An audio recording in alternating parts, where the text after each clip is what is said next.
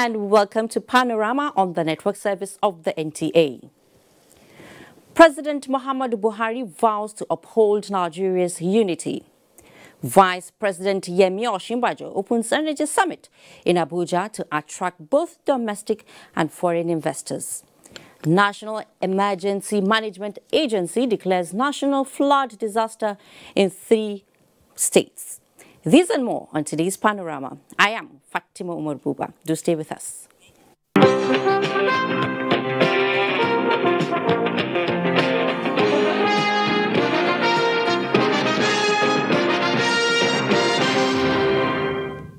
President Muhammadu Buhari has vowed to do whatever it takes within his powers towards ensuring that the unity of Nigeria remains sacrosanct.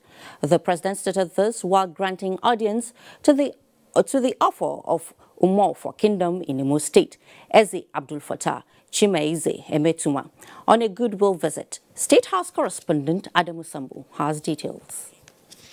The offer of Umar for Kingdom, accompanied by religious leaders and other members of his council, was in the State House to express formal appreciation to President Muhammadu Buhari for demonstrating genuine love for Nigeria and Nigerians through purposeful leadership in the last 3 years. The president thanked the monarch for not only identifying with the progress made so far by his administration in moving the nation forward, but also presenting a well-thought-out recommendations on engendering national unity. And on that, he said, the federal government is ready to contend with anyone who tries to undermine the peace and unity of Nigeria. I'm very pleased that you identified with this patriotism and nationalism. And I assure you that this administration will do its best at all times to make sure that your objectives are understood and as much as possible made our own contribution to meet them. Anybody to try to joke with the unity of this country, he has a problem as long as we are alive. President Buhari also used the opportunity to restate the commitment of his administration to a greater Nigeria. Our single objective is how to make Nigeria better as a country. We will never get tired with this effort. Eze Abdul Fattah Chimeize Emetuma applauded President Buhari for faithfully executing the Change Nigeria project for sustainable growth and development of the economy. Your Excellency, sir, from that, you have a mission for Nigeria. You have fought for the unity of this nation, and its enemies know very well that you won't tolerate anything that would affect its unity and our collective existence. You have indeed made remarkable progress in strategic areas, and security is one of them. Dissemblers like Boko Haram and other anarchists have tested the bitter pills. In agriculture, you have made impact. Today, locally produced rice has outnumbered the imported ones. Our critical infrastructure, especially federal roads across the nation, have improved and are still improving. Next 4 years, we will serve for more improvement and consolidation, inshallah. We call upon Almighty God to continue to safeguard you in your quest to make Nigeria better for this generation and generation yet unborn. The offer of Umofo also used the forum to preach peace amongst Nigerians, irrespective of their differences, saying this is critical for peace and prosperity in the country, as no one harms what he or she loves. From the State House, Adamu Sambu, NTA News. In the meantime, Vice President Yemi Osinbajo has declared open a 2-day National Energy and Climate Change Summit in Abuja. The summit is aimed at improving the investment climate in the energy sector to be able to attract both domestic and foreign investment. State House correspondent Jide Unifade reports. Apart from improving the investment climate in the energy sector, organizers are aiming towards the expansion of sustainable energy supply infrastructure, as well as mitigating global warming and consequent climate change effects. The report of our study of the energy investment risk assessment for the country was presented at the summit. The assessment, which featured 4 performance indicators, scored the nation's energy investment risk as moderate. Our energy and energy-related policies are not only geared towards energy supply security, but also to mitigate global warming. Minister of Science and Technology, Ogbonnaya Onu, who represents the Vice President, says contributions to the Paris Climate Protocol are robust, and to further support private investment, government, he says, has increased transparency and openness in governance. The country is advised to sustain its focus on the sector to boost productivity in industries and the small and medium enterprises. To succeed in limiting global warming, the world urgently needs to use energy efficiently, while embracing clean energy sources to make things move, heat up, and cool down. The nation also receives commendation for the promotion of renewable energy as a way of responding to global warming. It would be recalled that President Muhammadu Buhari in 2016 granted approval that Nigeria becomes a party to the International Energy Charter Political Declaration, with the objective of promoting a multilateral framework for cross-border cooperation in the field of energy development. Energy Charter Secretariat is fully committed to support agencies and institutions of Nigeria in its way to improve investment climate and to decrease the risks for foreign investors. Energy Commission of Nigeria instituted the National Energy Summit to serve as a forum where national issues on energy in all its ramifications are discussed, with the view to facilitating the monitoring and assessment of performance of the energy sector in the execution of government policies on energy. Presentations by ministries, agencies, and departments reveal efforts of government in improving the energy sector and the protection of the environment. From the banquet hall of the State House, Jide Onifade, NTA News. Vice President Yemi Osinbajo, on the invitation of Oxford University, United Kingdom, would deliver a special lecture highlighting on ongoing investment efforts and plans of the Nigerian government on human development on Friday, 12 October 2018 at the institution. A statement by the Senior Special Assistant to the President in the Office of the Vice President, Lau Luakande, indicates that Professor Osinbajo at the event will also inaugurate the International Advisory Board of Oxford University's African Study Center under the School of Global and Area Studies. Members of the board are eminent leaders from across the world, including several African countries like Nigeria and South Africa. Professor Osinbajo would highlight the progress made by the Buhari administration in improving the country's human capital development indices and investment climate, as well as the widespread impact of the national social investment programs. The Vice President left the country for London today and is expected back on Sunday. Moving on now, as the National Emergency Management Agency, NEMA, continues its intervention in the 7 states under national disaster, the agency has again declared national disaster in 3 more states. They are Taraba, Adamawa and Kebbi. Director General of NEMA, Mustafa Maihaja, who stated this when he convened an emergency stakeholders meeting, explained that the level of devastation requires urgent intervention. Ilyasu Ali Yakubu reports. The number of states under national disaster is now 9, with hundreds of thousands of displaced persons, while houses as well as farmlands are destroyed. Rivers State has the highest number of more than 800,000 people affected by the disaster, followed by Bayelsa State with a little higher than 500,000 people.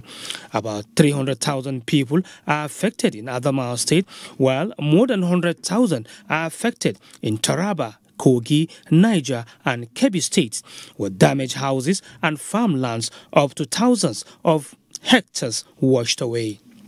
Director General of NEMA, Mustafa Mehadja, expressed commitment to the well-being of the displaced persons. He said the federal government has initiated a scheme that will take care of farmers who are affected in the disaster. It is evident the quantum of the destruction and damages,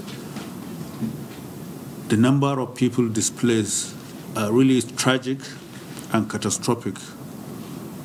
And that's what justifies the decision made collectively by all stakeholders to declare a national disaster in additional 5 states I have just mentioned. Some of the stakeholders commended NEMA for the proactive response and promised to always give necessary support for the well-being of the victims. In Abuja, Ilyasu Aliyakubu, NTA News. Many thanks, Ilyasu. And it's now time for us to pause for some messages. The news continues shortly. The struggle for independence had been a long and tough one. Our founding fathers and compatriots sacrificed their comfort and even shed their blood. We cannot at this point in history afford to spirit away their sacrifices for immediate but temporary gains of today. Let us emphasize what unites and not what divides us. Working for the unity of purpose with a stronger vision for a better tomorrow. NTA, growing with the nation. Together, no matter where you come from, no matter your religion, we are one. Let's live together. Let's stop fighting each other. Let us live as one. It doesn't matter where you come from, your tribe or religion, man, woman or child. It doesn't matter who you are. Put Nigeria first. No matter where you come from, no matter your religion, we are one. Let's live together. How can we develop when we're always in crisis? Families have become refugees in their country. No matter our differences, show some understanding. No matter where you come from, no matter your religion, we are one. Let's live together. Nigeria, the only country we can train with remarkable potentials to excel. Let us believe in ourselves and change our attitude for the sake of our country and generations unborn. Let us revive our cultural values, which are our essence as a nation. Let us renew the spirit of patriotism and hope in our dear country. Do not take or give bribe. Be punctual always. No more African time. We can't expect to be global citizens and operate on African time. Join the queue. Insist that people are attended to on a first-come basis, no matter who they are or where they come from. Nigeria, good people, great nation.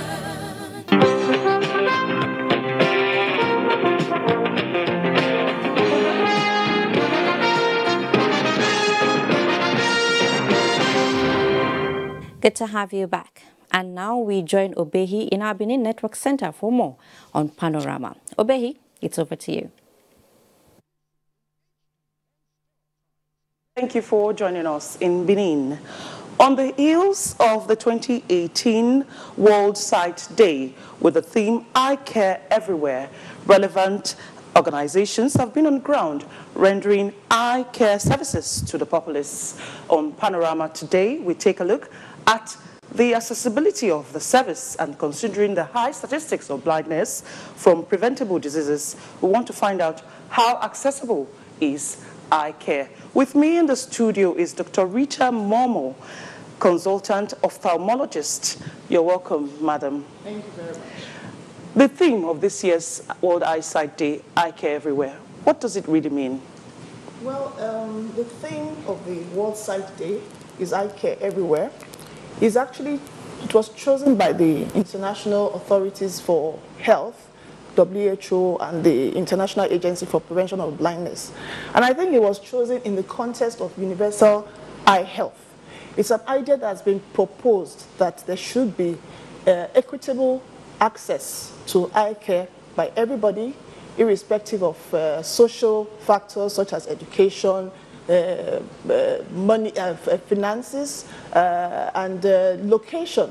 there should be equitable access to eye care. So it's just to encourage governments and people to work towards that ideal of universal eye health. So I think that's why the theme of eye care everywhere was chosen. So it's something we are working towards. This issue of blindness, how serious is it? Oh yes, blindness is a very serious disease and problem. It's a public health problem because the statistics are quite alarming. The last data, the last reliable data we have for Nigeria is that about 1.13 million, that's about 1.2 million people are blind in Nigeria alone. And that's a huge number. And that data also told us that about 42 out of 1,000 persons who are over the age of 40 years are also blind. So that is also a pointer to how huge the blindness problem is.